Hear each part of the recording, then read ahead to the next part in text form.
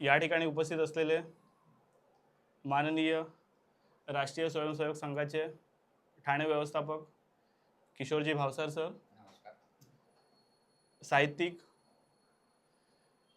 ज्यांच्या नावामध्ये बाळ आहे, बाळासाहेबांसारखेच परखड जे भाषण करतात असे प्रसिद्ध असलेले बाळ कांदळकर सर, आपल्या ठाणे जिल्ह्याचे भारतीय जनता पक्षाचे सचिव, शहर सचिव जगदीशजी गौरी साहेब, चिटणीस जगदीशजी गौरी साहेब, श्रीकांत सर आणि सर्व माझे मित्र. या ठिकाणी कॅलेंडर वाटप उपक्रम आहे, या ठिकाणी आपण सर्व उपस्थित राहिलात याबद्दल आपल्या सर्वांचे खूप खूप धन्यवाद. कॅलेंडर, दिनदर्शिका, मराठीमध्ये दिनदर्शिका म्हणतो आपण, जे आपण रोज बघतो, आपलं जीवन त्या दिनदर्शिकेवरच अवलंबून असतं.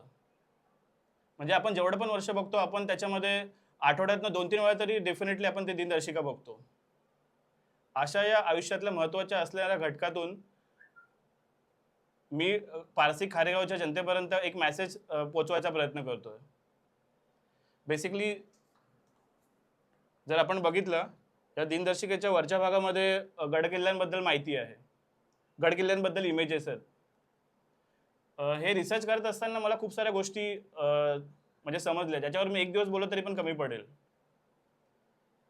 जसं इतक्या टाईपच्या दिनदर्शिका आहेत, कालनिर्णय आहे, इंग्लिश दिनदर्शिका आहेत, वेगवेगळ्या प्रकारच्या दिनदर्शिका आहेत आणि त्याच्यामध्ये पण वेगवेगळ्या भाषेच्या दिनदर्शिका आहेत. असं मराठी दिनदर्शिका आहे, मराठी कॅलेंडर ज्याच्यामध्ये चैत्र वैशाख हे महिने असतात. इंग्रजीमध्ये जानेवारी फेब्रुवारी हे महिने असतात. आपण जे कॅलेंडर यूज करतो ते जॉर्जियन कॅलेंडर आहे, ते आपण यूज करतो. त्याप्रकारे इस्लामिक कॅलेंडर आहे, बुद्धिस्ट कॅलेंडर आहे, ख्रिस्ती कॅलेंडर आहे, संस्कृत कॅलेंडर आहे, असे असंख्य प्रकारचे कॅलेंडर आहेत. तर अशा या महत्त्वाच्या घटकातून मी काही माहिती पोहोचवण्याचा, खारेगाव पारसीच्या जनतेपर्यंत पोहोचवण्याचा प्रयत्न करतोय. जसं आपण बघितलं असेल, या कॅलेंडरच्या वरच्या भागामध्ये किल्ल्यांचे फोटो आहेत. तर त्या किल्ल्यांचे फोटो आणि एक वन लाइनर माहिती आहे.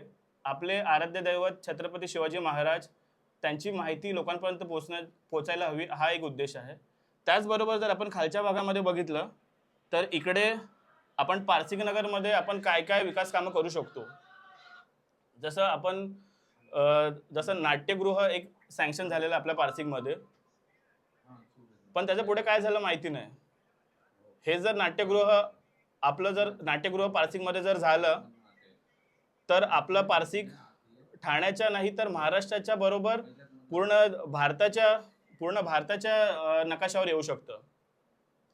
त्याचबरोबर IT पार्क आपण जर बघितलं असेल, पारसिकच्या डोंगराच्या बाजूला ऐरोली आहे, घनसोली आहे, महापे आहे, ते खूप मोठे IT पार्क तिकडे आहेत. पण आपलं पारसिक, खारेगाव, कळवा या भागामध्ये एक पण IT पार्क नाहीये किंवा उद्योग नाहीये. त्यामुळे इकडच्या भूमिपुत्रांना काम भेटू शकत नाहीये.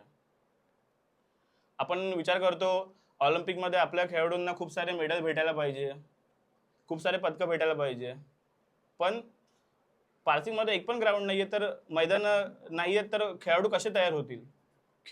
मेन तर खेळाडू मैदानातून तयार होतील, पण आपल्याकडे पारसिकमध्ये एक पण मैदान नाहीये. दादांना माहिती असेल, दादा खूप वर्षापासून त्यासाठी म्हणजे आहेत खूप वर्षापासून. हां, भूमिपुत्र एक मैदान खारेगावमध्ये आहे आणि एक मोफत, हां दादांनी खूप सारे 40+ टीमनी बनवलं. बरोबर, हो हो, यस. तर मैदानं आपल्या पारसिकमध्ये ॲटलिस्ट 1 ते 2 तरी मैदानं असायला हवीत. त्याचबरोबर ज्येष्ठ नागरिक, आपण जर बघितलं 90 फीट रोडवर ज्येष्ठ नागरिक चालत असतात खूप सारे. जर 90 फीट रोड जर हायवेला कनेक्ट झाला तर ते त्यांना कुठे मग ऑप्शन नाही आहे. त्यासाठी पारसिक नगरमध्ये, खारेगावमध्ये उद्यानं बनायला हवीत, जेणेकरून त्यांना तिकडे मनोरंजन करता येईल ज्येष्ठ नागरिकांना. आपल्या पारसिकचा डोंगर आहे, तिकडनं खूप सारे पक्षी, आपण जर बघितलं असेल, आपल्या खिडकीवर खूप सारे पक्षी बसतात, वेगवेगळ्या प्रकारचे पक्षी असतात. मी खूप साऱ्या प्रकारचे पक्षी ऑब्झर्वेशन केलेलं आहे. तर एक पक्षी अभयारण्य म्हणून एक संरक्षित करू शकतात.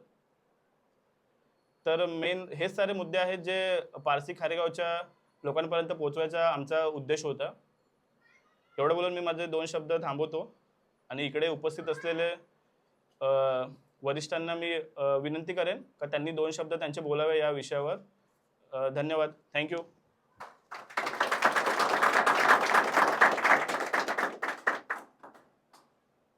तर मी